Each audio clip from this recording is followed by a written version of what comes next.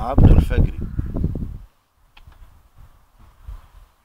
عم عبده الفجري ساكن طول حياته جنب داري. كل حاجة أعرفها عنه مش غريب، ما هو برضه جاري. من زمان وأنا لسه نونو كنت بسمع من الجيران إن عبده الفجري عايز يبقى عضو البرلمان.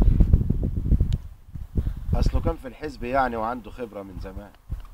نفسه في شوية حصانة وعلى البشر يعرف يدوس، بس كانت مستحيلة وإيده خالية من الفلوس. يعني فلاح باليومية يدور يوكل في الجاموس، بس كان يغبص علينا يعني من الآخر جاسوس. حبة قالوا عبده عارف واسطة هايلة في الحكومة، واللي عايز خدمة يدفع رشوته لمراته سومة، وجاب شريط قطر في بلدنا ووظف ابن الواد سلوم. وانشهر عبده المنيل والجميع ياخد بشورته،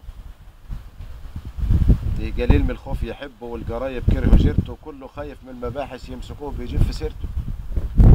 اصله بعد الاعدادية راح ياخد دبلوم صنايع، واتفصل قبله بشوية بخته كان في الدنيا ضايع، والفصيلة في دمه نيلة ومهنته في بطاقته صايع. يوم ما هاجم مسؤولين بالزجل ينقل كلامي، وكان مصاحب مخبرين والسجين فهد التهامي، وكلهم عارفين ابوه لما كان شغال حرام. حبة جت ثورة يناير واختفى الفجر يومين.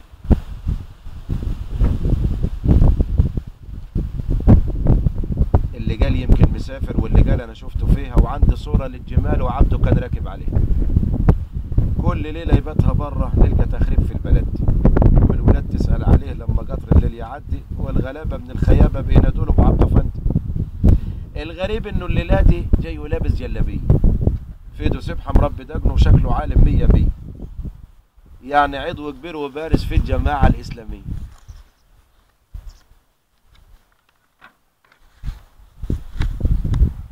قال خلاص رشحت نفسي، ومش كتير أبدا عليكم، ده انتوا أهلي وانتوا ناسي، وخيركم وخيري طالع من عينيكم.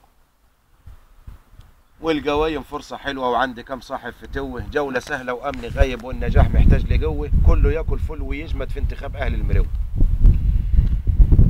عايزه يوم ما حصلش عمره والتاريخ يشهد عليه، واللي عنده سلاح يغير نص آلي وأربجيه، والصغار عند اللجان كله يهتف عبده بيه. فرصة جاتكم لحد بيتكم، خوفي تهرب من ايديكم، والحكومة موصياني عمري ما اتكبر عليكم، وخلق تانية مدعماني يعني اقدر اشتريكم.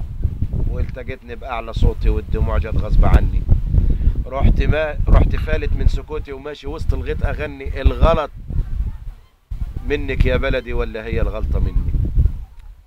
الضلال مبدور تجاوي والفساد على الوش عاي، عيني جنب الساقية راحت تبكي على جوز البهايم، اللي فات اليوم بجوحهم وانا تحت التوتة نايم.